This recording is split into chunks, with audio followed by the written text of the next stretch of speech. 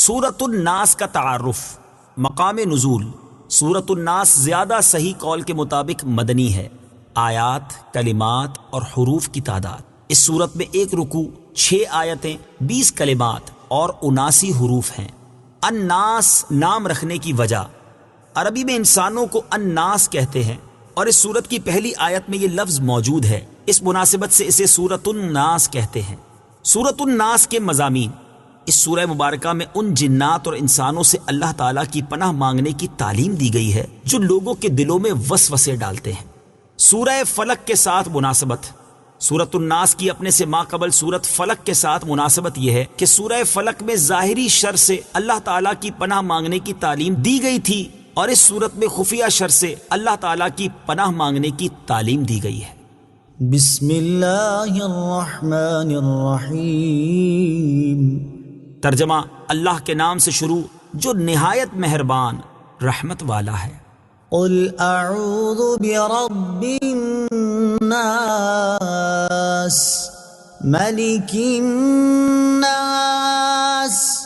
الہ الناس من شر الوسواس الخناس الذي يوسوس في صدور الناس من الجنة والناس۔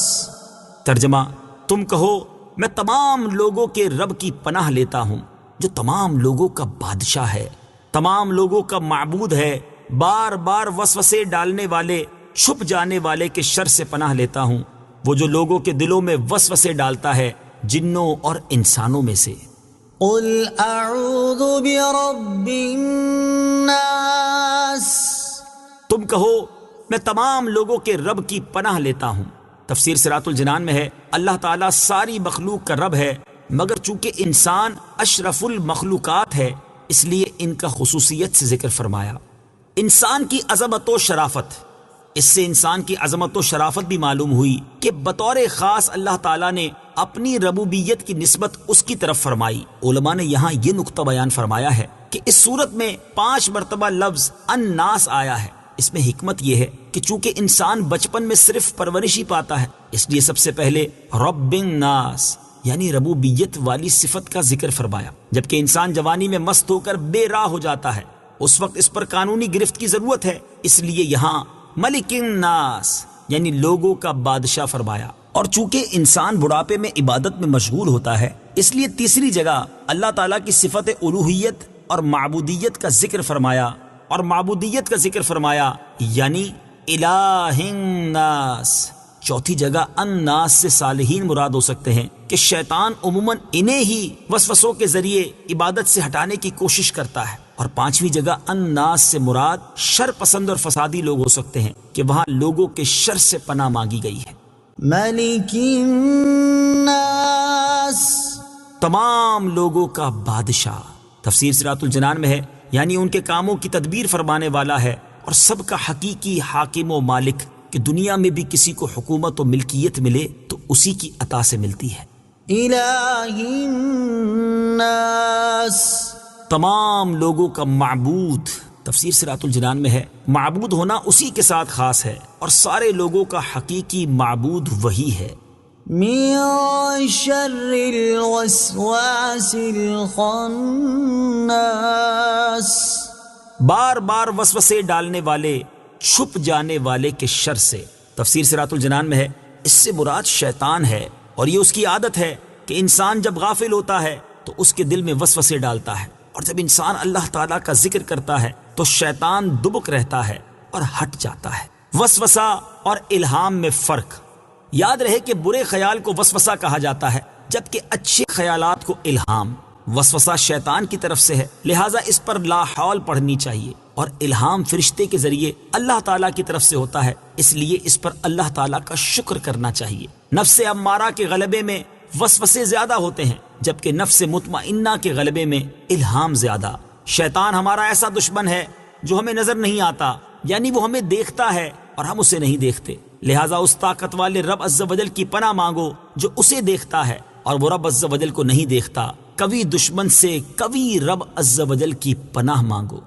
الذي يوسوس في صدور الناس، وہ جو لوگوں کے دلوں میں وسوسے ڈالتے ہیں، یعنی شیطان زبان و آواز سے نہیں بہکاتا بلکہ براہ راست دل میں اثر ڈالتا ہے، بری چیز کو اچھی کر دکھاتا ہے، خود دشمن ہے مگر دوستی کے لباس میں آتا ہے، پھر جیسا انسان ہو ویسا ہی اسے وسوسہ ڈالتا ہے۔ من الجنة والناس، جنوں اور انسانوں میں سے۔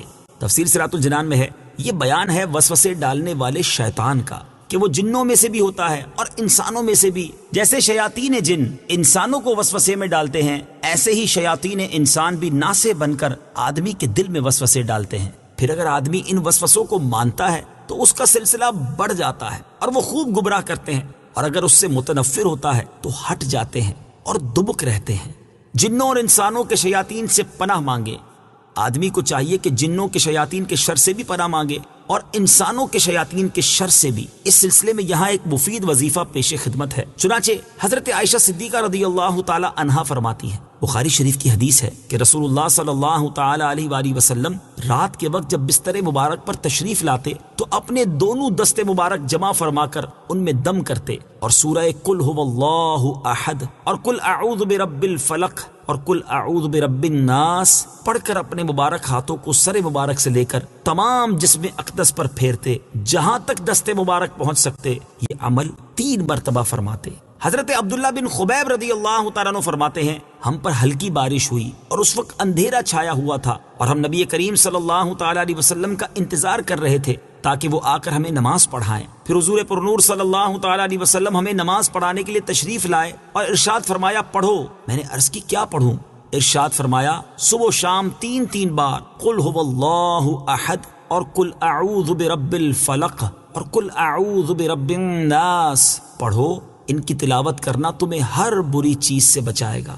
اللہ تعالیٰ سے دعا ہے کہ اس تفسیر کو عوام اور خواص سبھی مسلمانوں کے لیے نفع بخش اور فائدہ مند بنائے اور اسے مسلمانوں کی اعتقادی، علمی اور عملی اصلاح کا بہترین ذریعہ بنائے، اور اس کے صدقے میرے والدین، میرے عزیز رشتہ داروں، اساتذہ کرام، دوست احباب، دیگر متعلقین اور معاونین کی بے حساب بخشش و مغفرت فرمائے، آمین ثم آمین۔ صدق اللہ العظیم۔